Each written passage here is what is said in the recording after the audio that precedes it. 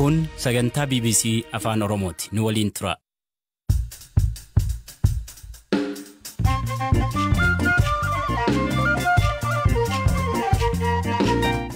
Ashama akkam oltan sagantaan keenya eegale kan har'aaf qixeessineen Al-Shabaab daangaa Itoophiyaa fi Soomaaliyaa irratti haleellaa raawwachuu ajjechaa tolee irratti qorannoon walabaa akka godhamu Amnesty International gaafachuu qorataa dhaabichaa dubbisneerra. መንግስት ህዝቡን የመጠበቅ ወይም ደግሞ mootummaan mirga lammiilee eegsisuuf dirqama qaba. Lammiileen nagaadhaan jiraachuuf mirga guutuu argachuu qabu. Waamichi keenya jalqabaa isa kana. Dhimma namicha dhukkubsataan fayyisa jedhee birrii 200 siqu fudhate to'atamuu irratti poolisii dubbisneerra. duraan dursee qarshii 4,000 walii galaniiti qarshii 4,000 kana irraa fudhatamii dhamaa dhuunfaa Girmaa Darbaa jedhamurra erga irraa fudhatee booda yoo obboleessi kee fayyee qarshii siin jenne namummoo dabaltaa jedhanii walii galu. Sagantichaaf Raa'ol Balaa isinii dhiyeessa nu waliin tura.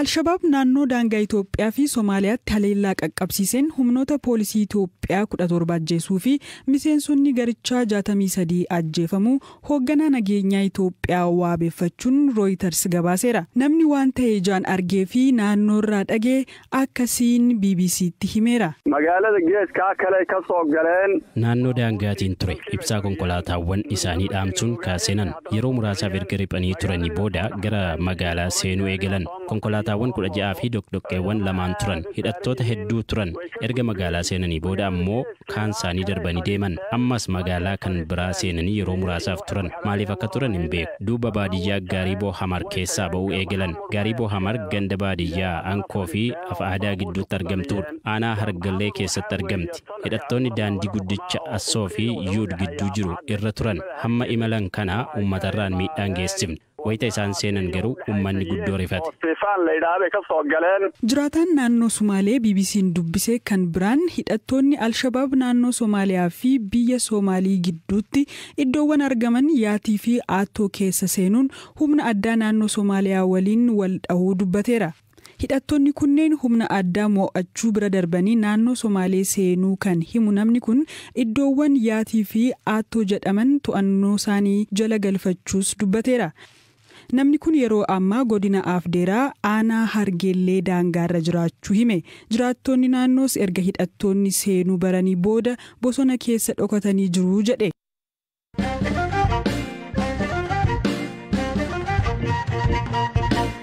Ajjechaa naannoo Oromiyaa godina Wallagga Lixaa aanaa Gimbii ganda toleetti gaafa waxabajjii 18 bara 2022 dhalattoota saba Amaaraa 400 ta'an irratti raawwatame ilaalchisuun mootummaan Itoophiyaa qorannoo walabaa akka gaggeessuuf Amnesty International gaafate. Mootummaan Itoophiyaa opereeshinii waraanaan dhaadachuurra darbee qaamolee uummata nagaa gaaga'aa jiran sakatta'ee seeraan gaafachuu qabaa jedhan. Jaarmiyaa kanatti qorataa dhimma Itoophiyaa fi Eertiraa kan ta'an obbo Fissahaa Taklee. መንግስት ህዝቡን የመጠበቅ ወይም ደግሞ mootummaan mirga lammiilee eegsisuuf dirqama qaba. Lammiileen nagaadhaan jiraachuuf mirga guutuu argachuu qabu. Waamichi keenya jalqabaa isa kana. Haleellaan akkanaa wayita raawwatu kun kan jalqabaa miti. Oromiyaa keessattis ta'ee naannolee biroo keessatti haleellaan duguuggaa sanyii fakkaatu deddeebi'ee raawwata. Haleellaawwan kunneen gosa irratti xiyyeeffachuun kan raawwatamanidha. Mootummaan haleellaawwan irra deddeebiin raawwatamaa jiraniif qaama duuba jiru gaafatamaa gochuu danda'uu qaba. Haleellaan wal fakkaatan irra deddeebiin iddoowwan garaagaraatti mudata. Garuu qaamni itti gaafatame hin jiru. Mana murtiitti dhiyaatee itti gaafatamummaa akka fudhate akkaan muraasa.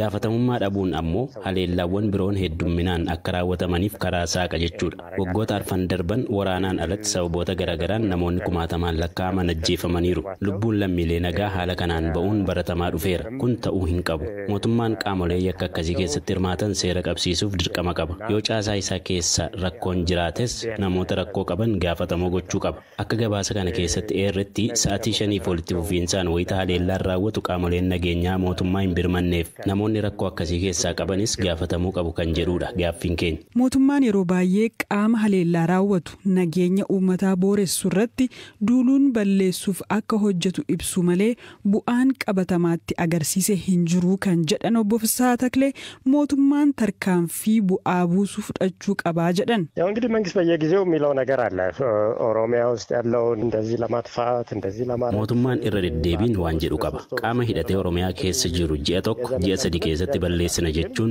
duulli ni geggeeffama. Garuu yeroo bu'aa buusan hin arginu. Kanaafuu tarkaanfii bu'aa qabatamaa fidu fudhachuu qabu. Adeemsa seeraa karaa hordofeen jechuudha. Haleellaan lammiilee nagaarra akka hin geenye gaachana ta'uufii qabu. Mootummaan itti gaafatamummaa isaa ba'uu qabaadha. Ummati biyya tokkoo nageenya isaaf mootummaa abdateeti ka jiraatu. Mootummaanis waadaa qaba. Kun garuu hojiirra oolaa akka hin jirre argina. Haleellaan akkanaa naannolee Amaaraa, Beenishaangul Gumuz, Gambeelaa, Somaaliyaa, Affaar keessattis wayita mudatu argaa jirra. Haalli kun akkanaan itti fufuu hin qabu. Jiraachuun mootummaayyuu kanaan madaalama. Qaamolee haleellaa raawwatan guyyaa tokkotti balleessina jechuun inni mootummaan dhaadatus balaa baata. Rakkoo furuu caalaa dhiittaan mirga namoomaa akka heddummaatuuf karaa saaqa. Wayita tarkaanfiin humnaa fudhatamuu eegalu kan miidhamu uummata nagaa waan ta'eef. Kanaafuu adeemsa seeraan kanneen yakka raawwatan gaafachuu qaba. Amnestiin gabaasa kana baasuun alatti dhimma kanarratti mootummaa waliin mari'ateera. Iddoowwan namoonni itti ajjeefaman jedhamanitti qorannoo gaggeesse qaba jechuunis gaafanneera. Itoophiyaa keessatti torbeedhaan ji'aan haleellaawwan raawwatamu. Kanaaf hamma humni keenya danda'e hojjenna. Haleellaan tolee kun mataansaa erga raawwatee ji'a caaleera. Garuu namoota argachuun qulqulleessuun yeroo fudhata. Haleellaa mudate ilaalchisee haga yoonaatti maatii namoota ajjeefamanii dubbisa. Qaamolee mootummaas dubbisneerra. Lakkoofsa kanayyuu qaamolee mootummaa naannoo jiran irraa argan. Mootummaa federaalaa waliin dubbachuuf yeroo baay'ee ni yaalla. Garuu deebii nuuf hin kennan. Fedhiin keenya bakkatti argamnee odeeffannoo sirrii argachuu ture. Garuu mootummaan kanarratti waan nu hin tumsineef bilbilaan odeeffannoo fudhan. Kanaaf nuti carraa arganne maraan mootummaa akeekkachiisuu yaadachiisuu itti fufna.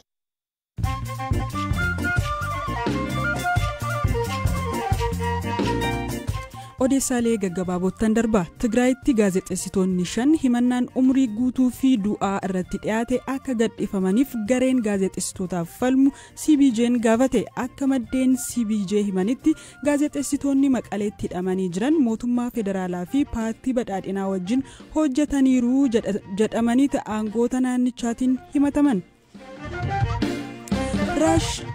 Raashiyaan boba'aa gara Awurooppaatti erguu addaan kuttee deebistee bante. Waraana Raashiyaan Yuukireen keessatti gaggeessaa jirtuun qoqqobbii Raashiyaarra kaa'ame haaloo ba'uuf Raashiyaan ujummoo boba'aa cuftee jechuun gamtaan Awurooppaa himataa ture.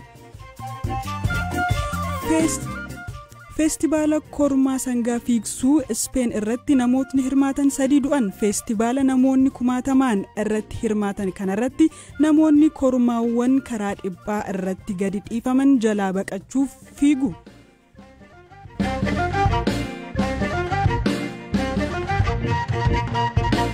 Odeessa aanuttiin darba. Dachee Oromiyaa bosonaan uwwifaman irratti sagantaan hojjetu Oromiyaa Forested Landscape jedhamu erga hojii eegalee waggaa 5 lakkoofsiseera. Sagantaan baankii addunyaan deeggaramu kun biyyoota guddatan 5 keessatti kan hojjetu yoo ta'u, Afrikaa keessaa Zaambiyaa fi Itoophiyaa keessatti hojiirra oolaa jira. Bittaa kaarbooniif baankiin addunyaa doolaara miliyoona 40 caalu naannoo Oromiyaaf ramadeera. Ofii kaarboon faayinaans jechuun maali? Akkamiin herreegama? Obbo Boonaa Yaaddessaa Daariktara itti aanaa abbaa taayitaa eegumsa naannoo Oromiyaati. Kana jechuun amma biyyoonni guddataa jiran Itoophiyaa dabalatee qilleensa gubataa greenhouse gas wanni jedhamu jira. Greenhouse gasii kana gara qilleensatti gadhiisuu keessatti gaheen biyyoota guddataa jiranii xiqqaa. Garuu saaxilamummaan keenya guddaa. Paris agreementii keessatti biyyoonni taargeetii kaa'atanii jiru. Biyyoonni indastiriin badhaadhaan ho'iinsa qilleensaa gallakkisa gaazii gubataa hir'isuuf taargeetii kaa'atanii taargeetii kanarratti walii galamee jira. Taargeetii kanaan ammoo biyyi guddatanii jiran biyyoonni Awurooppaa, Ameerikaa kuni kaarboon baalaansii isaanii emishin ridakshinii biyya isaanii keessa jiruun guutuu hin danda'an. Kanaaf baalaansii san biyyoota guddataa jiran kanarraa bitatu jechuudha. Kootaa san guuttachuuf. Koomitmentii seenan san baalaansii san nurraa bitatu jechuudha. Bitachuun kun waan maal godhaata gam tokkoon koomitmentii addunyaan seenaaf kana akka guutan isaan taasisa. Lammaffaa immoo hojii naachuraal riisorsi riistooreeshin konserveeshinii kana biyyoota guddataa jiran biyyoota akka Itoophiyaatiif akka deeggaran taasisa jechuudha. Adeemsa kaarboonii faayinaansii kana fakkaata. Akkamiin herregama moo akkamitti kaalkuleet godhama? Jalqaba bosona jechuun parsantii naga ta'e matammaa isaatu kaarboonii baala isaa keessa jira, gindii isaa keessa jira, hidda isaa keessa jira, biyyee hiddi inni qabatu san keessa jira kaarboonii. Kanaaf bosonni sun dura kaarboonii isaa meeqa, kaarboon istookii meeqa isaa ka jedhu qoratama. Kunuunsuun ammoo hagam kaarboon istookiin isaa dabalee ka jedhu ilaallama. Akkasi kaalkuleet ta'eeti beezlaayiniin isaa hojjetame, inventariin isaa hojjetameeti sirna MRV jedhamu jira. Monitoring, reporting and verification. Inni kun istaandardii gara biyyoota IPCC Intergovernmental Panel for the Climate Change ka jedhamu akka addunyaatti teknikii kanaan qaama sadaffaatiin verify ta'een boodatti hammi kaarboonii sababa kunuunsaa fi eegumsa bosonaatiin argame suni gabaaf oola jechuudha. Yoomi kan eegale wanti kun yeroo dhiyoo as miti Itoophiyaa keessatti yookiin yeroo dhiyoo akkuma biyyaatittuu hojiin kun bal'inaan kan hojjetame manni faayidaa irraa argachuu jalqabe Oromiyaa keessatti naannoo baay'ee fi godina Arsii lixaa aanaa afaan dabalatee bosonni isaa wal qabata waan ta'eef maasiiviin isaa wal qabata waan ta'eef aanaa muraasa irratti hektaara gara 200,260 irratti pirojektiin gama faarma Afrikaatiin hojjetamaa ture. Gurgurtaan kaarboonii marsaa lamaan raawwatamee jira jechuudha. Marsaa duraa gara qarshii Itoophiyaatti qarshii biliyoona 149 marsaa lammaffaa immoo gara miliyoona 330 ol ta'u achi gurguramee jira jechuudha. Hektaara 200,260 irraa. Akka baankii addunyaatti sagandaan kun yeroo bocamu garaagarummaa yookaan emission reduction payment jedhama. Gad lakkisa gaazii hir'isuu keessaan result based payment gara doolaara miliyoona 40 allocate godheera baankiin addunyaa. Odeessa dhumaan aanaa warra jaarsootti namichi dhukkubsataan fayyisaa jechuun birrii 200,000tti siqu fudhatee poolisiin to'atame. Shakkamaan Yibaluu Addaamu jedhamu naannoo Amaaraa godina Goojjam lixaa aanaa Qaariitirraa adoolessa 7 bara 2014 gara naannoo Oromiyaa godina Shawaa Kaabaa aanaa Kuyyutti kan imale yoo ta'u miidhamaa dhuunfaa obbo Girmaa Dirribaa waliin obboleessi koo waan dhukkubsateef naa fayyistaa jechuun beellama walii qabaniiti kan deeme. Ajajaa poolisii aanaa warra jaarsoo inspektar Kiisii Qarusee dhimma kanarratti waayilli koo Habtaamuu Xibabuu dubbiseera. Miidhamaan dhuunfaa Girmaa Dirribaa jedhamu obboleessi koo najaraa waan dhukkubee fi naa fayyistaa jedhee walii galtee godha namicha kana wajjin jechuudha. Shakkamaan kunis akka marii geessaa of godha. Kana booda duraan durseeti qarshii 4,000 walii galaniiti qarshii 4,000 kana irraa fudhata miidhamaa dhuunfaa Girmaa Dirribaa jedhamurra. Erga irraa fudhatee booda yoo obboleessi kee fayyee qarshii siin jenne namummoo dabaltaa jedhanii walii galu. Erga walii galtee godhanii booda algaa naa qabdaa jedhaanii magaalaa Kuyyuu keessatti. Kana booda miidhamaan kunis algaa birii 200 qabaa fi erga qarshii 4,000 kenneefi booda. Kana booda asmataa hidhatii magaalaa Garba Gurraacha irraa lafa bitadhageetii qarshii qabsiisee baankii Awwaash. Miidhamaan kun baankii Awwaash dhaqeetii qarshii 188 baafateetii bakka shakkamaan kun algaa qabatee hin dhaqaa jechuudha. Erga dhaqee booda qarshii kana shakkamaan kun irratti arga. Erga qarshii 4,000 fudhatee booda miidhamaa kana irratti qarshii 188 argeetii irraa fuudha. Qorannaa poolisiin godheeni kana maaliif gooteenna walii galtee lamaan keenyaati jedhee. Qarshiin kun kan miidhamaa Girmaa Dirribaatii jennaan Girmaa Dirribaatii maaliif irraa fuutee jennaan walii galtee obboleessaa fayyisuu dhiisuudhaanii jedheetii ni amana. Amma galmeen isaas qulqullaa'ee ragaadhaan qulqullaa'ee ciraa wajjin mana murtiitti dhiyaateera jechuudha. Beellamarra jiru. Garuu qarshii 100,000 fi 88 sanii akkamiin harkaa fuudhuu danda'e?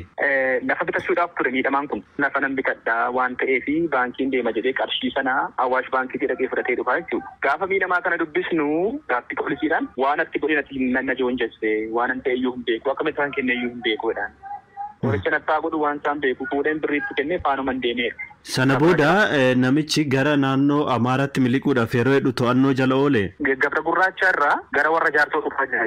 Warra jaarsoo dhufeeti asumaan Amaara ce'a. Warra jaarsoo ganda walee jedhamtu keessatti immoo iyyuu makiinaa keessatti walitti bu'u miinibaasiin tokko keessatti maan ishii deemaa jiraniiti. Namichi kun hin dammaqa abbaan dhimmaa kun. Gaafa keetiin iyya makiinaa keessatti gaafa iyyuu nagattanii hin deeminaa jedha. Hawaasni makiinaa kana keessa jiru maal taatanii jennaan qarshii na saameeraa jedhe. Kana booda gaafa poolisii waamameeti shakkamaa kanaaf miidhamaa kana qabee waajjira poolisii to'annaa jala qorannaa geessu dhugummaan isaa mul'ate jechuudha. Kanaafuu walumaan konkolaataa yaabbatanii deemaa turan jechuudha. walumaan makiina yaabbatanii tuma deemanii. Konkolaataan sun garam deemaa ture? Gara aanaa Gabra Gurraacharraa aanaa warra jaarsootti deemaa jiru. Inni immoo iyyuu aanaa warra jaarsoo ta'eeti Amaaraa ce'uudhaaf ture. Konkolaatichi achumatti warra jaarsootti xumurammoo imala isaa gara naannoo Amaaraatti ce'atu jechuudha. Warra jaarsoo dhufa malee warra jaarsoo dhufeeti. Namichi shakkamaan kun immoo iyyuu Mannahaara aanaa warra jaarsoo galeeti naannoo Amaaraa ce'uudhaaf. Dhaggeeffattoota keenya sagantaa keenya raawwanne nagaan bula.